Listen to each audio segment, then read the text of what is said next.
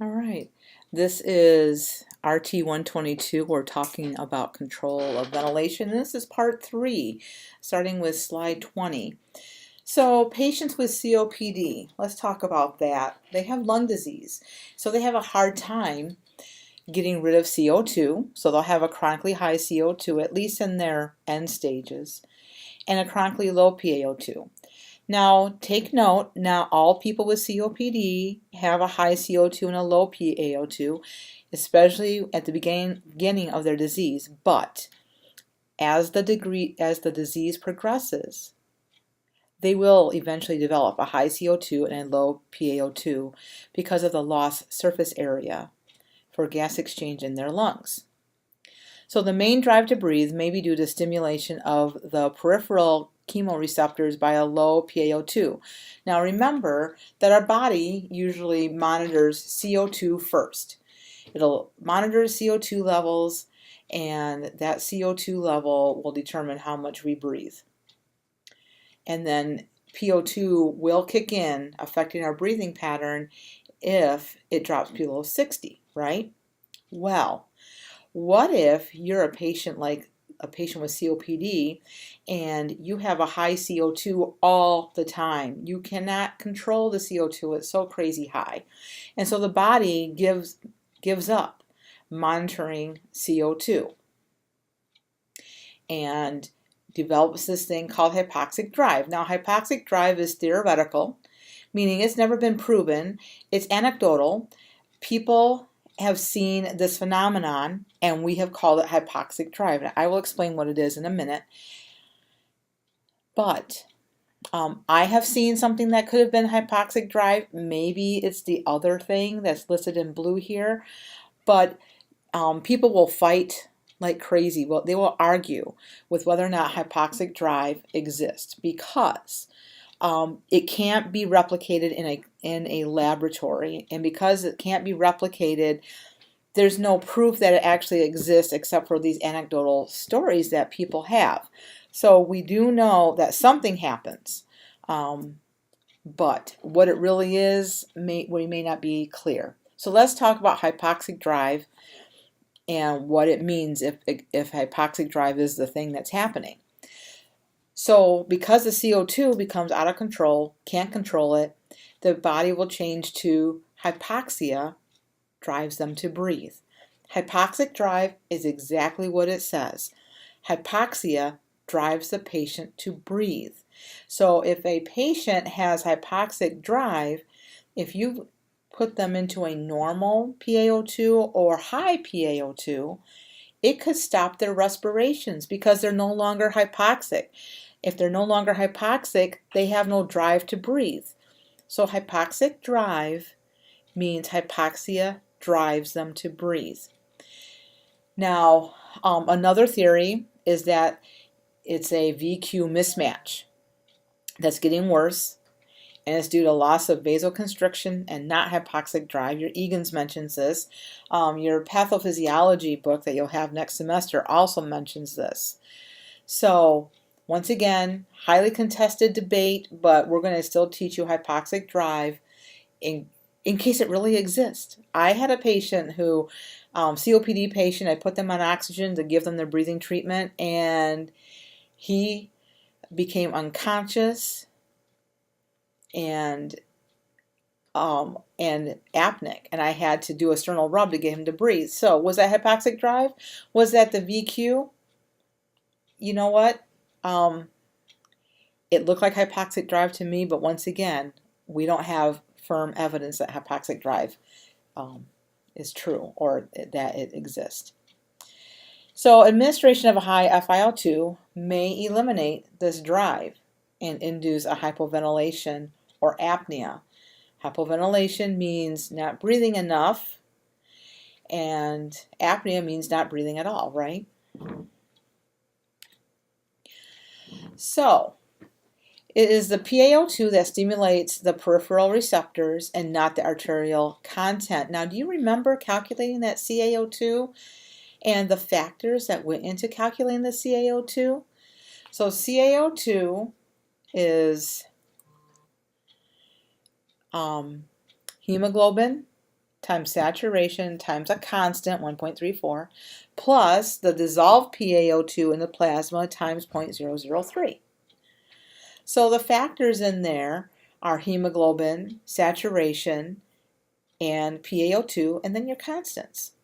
Now the peripheral chemoreceptors only measure PaO2 when it comes to oxygenation. They don't measure the hemoglobin.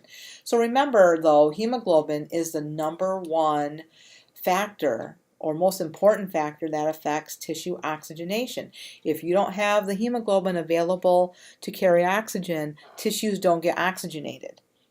So here we have an example, hypoxia without hypoxemia. So you can have a normal oxygen level in the blood, but the tissues are not getting the oxygen. Some examples, severe anemia, not enough hemoglobin.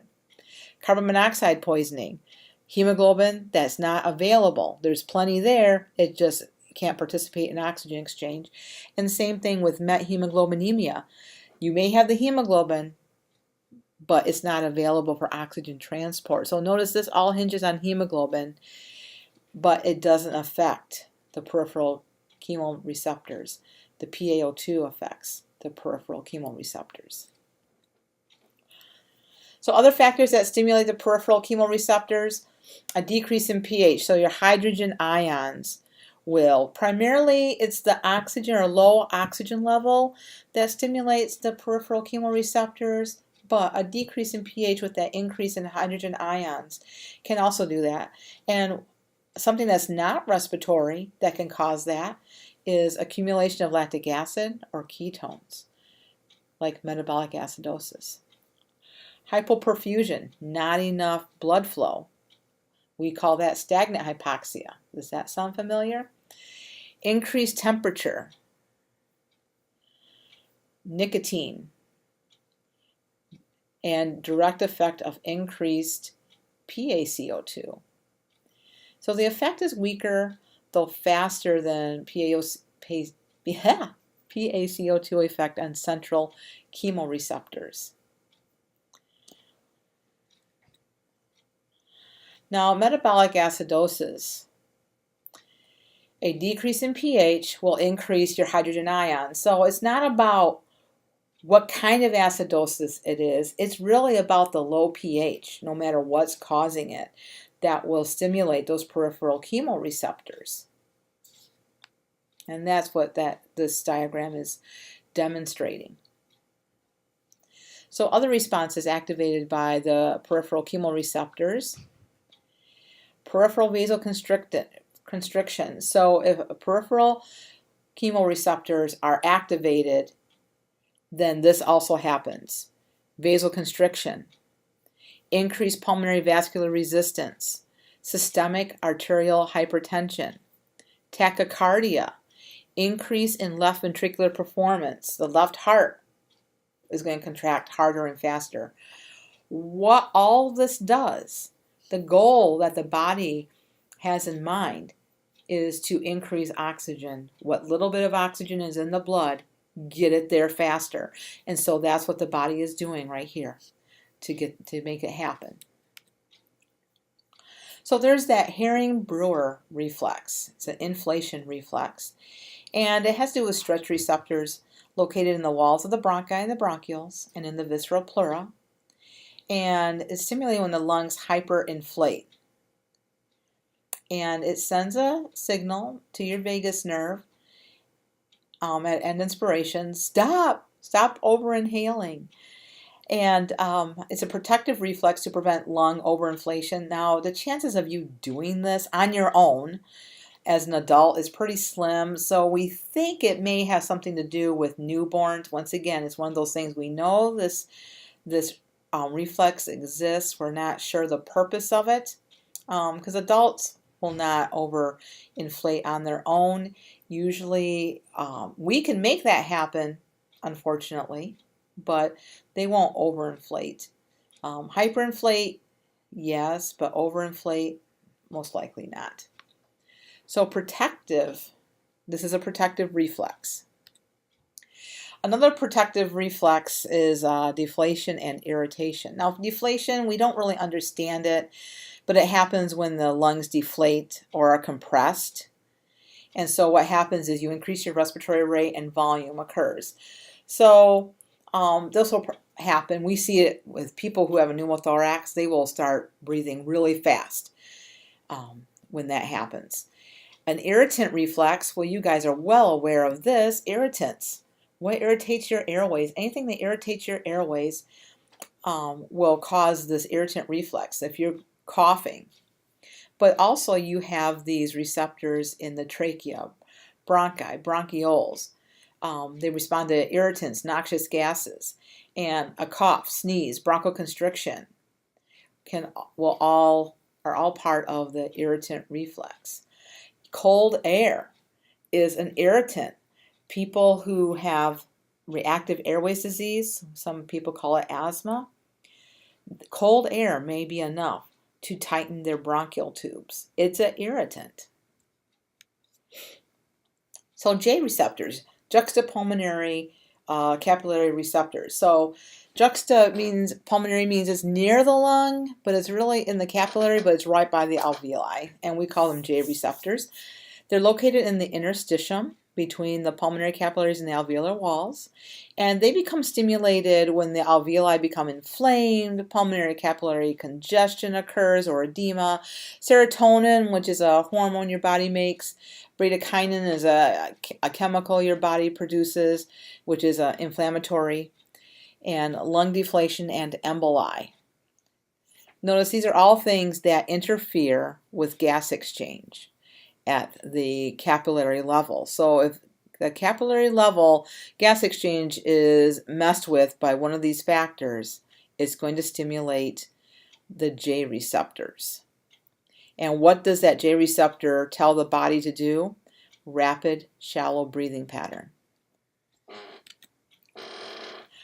Now, the peripheral proprioceptors, now I said that fine earlier, proprioceptor reflexes, located in muscles, tendons, joints, and pain receptors in muscle and skin. And proprioceptors send impulses to the medulla, like sudden pain can cause a short period of apnea. Have you ever had a catch in your side and you just kind of held your breath? You were apneic for a few seconds? Yeah, that's that peripheral proprioceptor. Or prolonged pain causes an increase in respiratory rate and is believed to play an important role in an increased respiratory rate during exercise, like a half marathon. Now, Kathy is going to be talking more about this topic. She is much more of an expert on it than I am. I think you know that I exercise as little as possible. Kathy, on the other hand, has ran marathons, so she's more of an authority on the marathon or exercise portion of this lecture, and she'll be talking about that. So reflexes, once again, that influence ventilation. Hypothalamic controls. Now this is in the brain, and strong emotions can activate sympathetic centers in the hypothalamus, which can alter respirations. Excitement causes respiratory rate to increase. Have you ever seen someone hyperventilate because they're so excited about something? Yeah, that's what this is talking about. Or body temperature is directly related to respirations. An increased temperature causes an increase in respiratory rate. There are other things going on too, but the hypothalamus. I have seen this, especially when the body temperature goes wacky, like someone who's having a tumor or something on their hypothalamus, their temperature will go sky high, like something really crazy, like 106, and their respiratory rate will increase quite dramatically. Or a decreased temperature, like plunging into cold water, can cause a cessation of breathing. So much so that you could pull someone out of cold water, and because they stop breathing instantly, they may not have any water in their lungs. You may not even have to worry about water in their lungs because of it. Cortical controls. Now this is talking about the body controlling breathing. And all of you know that you can change your breathing pattern if you want to voluntarily. Of course, we have breathing that just carries on without us having to focus on it. thankfully, but you can also overcome that and control it yourself. And then aortic and carotid sinus baroreceptors. Now remember, baroreceptors are pressure. They detect pressure. And so blood pressure is inversely related to heart rate and respiratory rate. And what does that mean? Blood pressure, when blood pressure is high, these two will be low. When blood pressure is low, these will be the opposite. They will be high, inverse, opposite. So we can look at this diagram, and we'll end here and see you have the intercostal muscles that stimulate. You have stretch receptors that will stimulate breathing. You have irritant receptors that will stimulate breathing. You have the aortic arch or the aortic bodies stimulating, the carotid bodies stimulating, and here's cranial nerve 9. You have all these things, and then up in the hypothalamus you have pain, emotions, temperature, all of that affecting breathing. And let's end there.